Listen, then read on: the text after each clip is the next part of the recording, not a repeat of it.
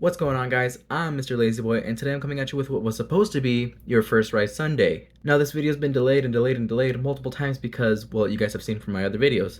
But now we finally have this here, and I've re-recorded it just so I can include this, and with my new little background that I set up. So let's get into this figure. So here we have Battle Shell Leo, and he is such a good figure. He's very accurate to the TV show, more than the basic figure, as you can see right here. He is just a lot more on model.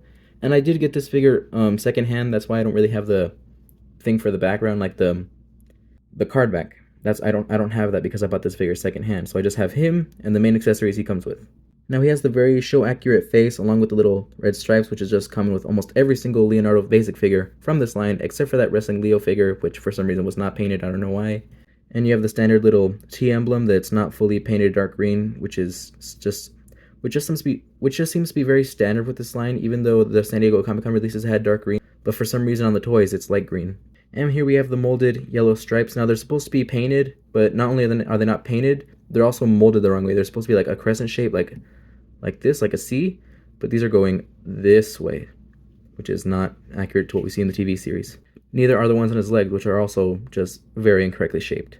Going on to the legs, they're that very like animation accurate kind of legs. So like to the toy's detriment, they're actually very animation accurate. Like that's what they look like. That's what they look like in the TV show. Just unfortunately, this figure, I'm gonna chop it down to being a secondhand copy. The legs are slightly loose on this figure, so I assume that that just comes from the age of this figure. And also, the sport's about the same paint job as the original Leo because these are dark gray. In the show, they're kind of it's more like this, where I know they look kind of similar on camera, but that's just not how they are. Like this is more of a darker blue with a light blue. Like it's supposed to be more like this, not this. These are just two different shades. The paint matching is not really good on this figure. I prefer this kind of shade than this. But the plastron is very accurate to the TV show. It even has the little lines here that I just love. I like when they're done like this, not so much how they're done in the Rise of the TMNT movie. I prefer it with just one little simple curve, not the whatever the hell this is. And it's just nicer. And you do have the back, which is also very, very show accurate. I don't think he has these though, but I could be wrong. It's been a little bit since I watched the show. Actually, I just watched it recently. I just wasn't paying attention that much to the back of Leo's shell. And these are very accurate. It's more accurate than the basic figure because these are just like outlined. They're not like molded on top of, so that's really nice. I like that. Gives it a more 2D flat appearance. And because this is a Battle Shell turtle, the back is super huge. Like this is just, wow. This is like, see, if these weren't Battle Shell figures, these would be perfect. I'd love these. But for some reason, Playmates thought that even though they'd give us a show-accurate mold of the turtles, they'd have to be Battle Shells just so to warrant them being bought again. Which, it's fair, but like, these should have just been what came out first, because these are nice.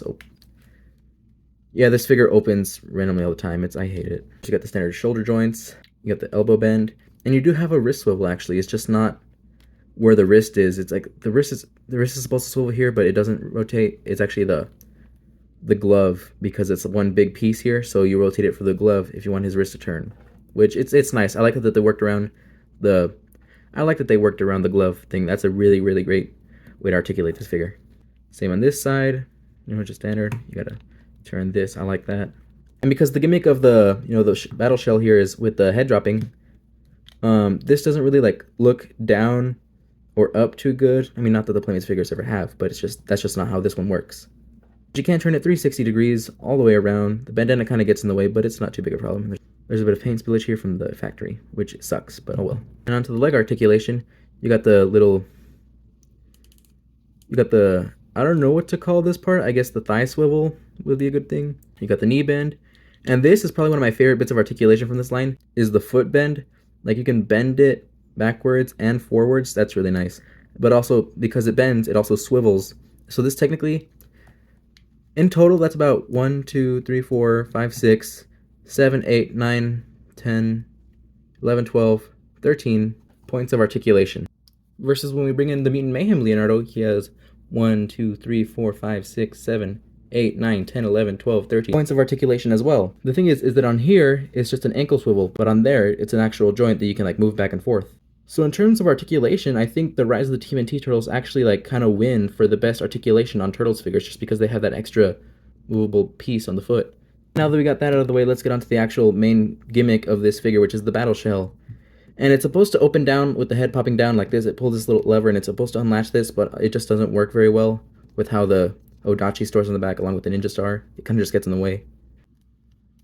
Okay, so I got it out. I had to use a screwdriver here to like pop it out of place, but I got it out. It's a nice little...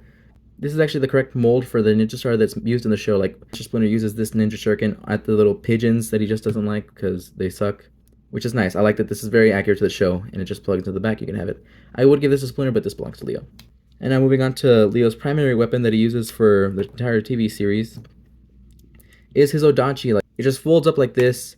It's not that great, obviously. It's smaller than the main Odachi used with the basic figure, but it's okay. I mean, I guess. I mean, it has to fit in the back, but it's just...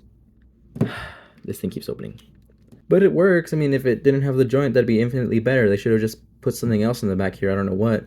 But it's okay, I guess. I mean, I like it. Very short, though. It's really, really short. Like, to the point it's in the shape of his katanas, like in the movie, not how big his Odachi is. Because in the TV series, his Odachi is canonically 5 feet long.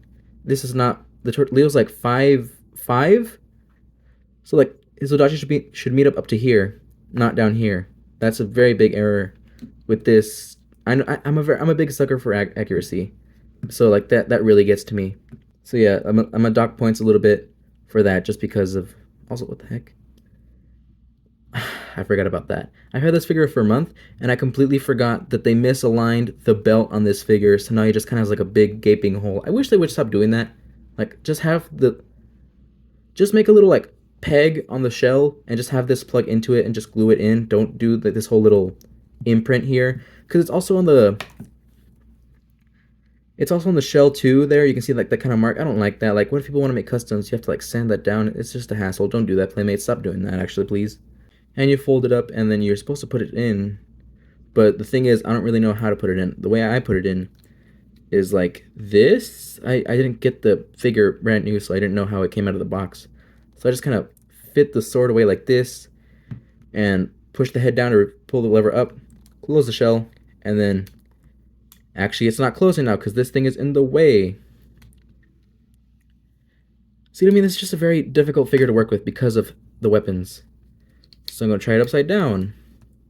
Actually, this might work better. Pull this up and close. Okay, that's how I think I'm going to start keeping it now. I had the Odachi in here for a long time. I just never used it like that because it's such a pain in the butt to work with. I don't even take it out. I think I've done it once. I've taken out the Odachi once and then never again because I didn't like it. Now in terms of accuracy to the TV series, I'm going to give this guy a grand old 9 out of 10. He's very nice. He's very on model to the TV series. It's just these molded stripes, they're not done well. They're not in the correct shapes. So if they just fix those, this would be a perfect figure. 10 out of 10. Minus the battle shell gimmick, but that's just because that's how the figure is, so I don't really count that. And oh my god, this thing just opened. Paintwork, this is a very mishmatchy kind of painted figure, because like there's this little white glob of glue on the face here that just it's really annoying. I want to get rid of it. I'm thinking maybe like going like this with the little screwdriver, but I don't want to risk like chipping it and then having to sand that and then it just not looking right, so I'm not gonna do that. And then also his yellow marks are unpainted. I don't know why they don't do that. That's just not... I like it. It doesn't detract too much from the figure, but it could add so much more to the value of these figures, as well as having them molded on here. You know, that needs that too.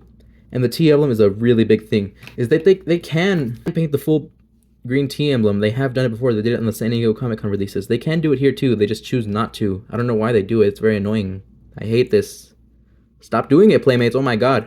And then the mismatched, I guess socks and gloves. I don't really know what to call these. Leggings? No, they're not leggings. They're very mismatched. If they were just this color, that'd be great. So I'm gonna give this guy like a 7 out of 10. The paint works pretty good. I like how it's done on the eyes, and as well as the red ears. They're not ears, they're markings, but they're called rated sliders. But I've seen certain copies of this figure not have the best painted eyes. So for this one to have that is very important to me, and I'm gonna give this guy a 7. Because A for effort, but man, you could have used more effort. And in terms of playability, this guy's pretty fun. I mean, I'd like to display my figures, but if I had a kid and I gave this to him to play with, I feel like... I don't know about that. Like, if this thing just didn't unlatch randomly, I feel like this could be a really great figure for someone to play with, especially because kids love the battle shell gimmick. It's a very nice gimmick. Just do that. It's really fun. And of course, you also just get a standard, basic figure. You got your ninja stars and you got your sword in the back. That's really fun too. So playability, I'm gonna give him a 9.5. He has a really nice play feature, which I think kids will really get a kick out of. It's just really nice. I like it. With that, I'm gonna round him out to an 8.5, which will round him out to about a B. Thank you guys so much for watching this video. I had an interesting time making it. I know this isn't really as like how I usually do it, but I'm trying something new with my videos, and I'm gonna see how you guys react to this one, and tell me what you guys feel about this, and if not, I'll keep it like this, but if you guys don't like it, I'll change it back. I don't care. Either way, it's fine with me. But thank you guys so much for watching. Like, comment, subscribe. I'll see you in the next video. Peace out.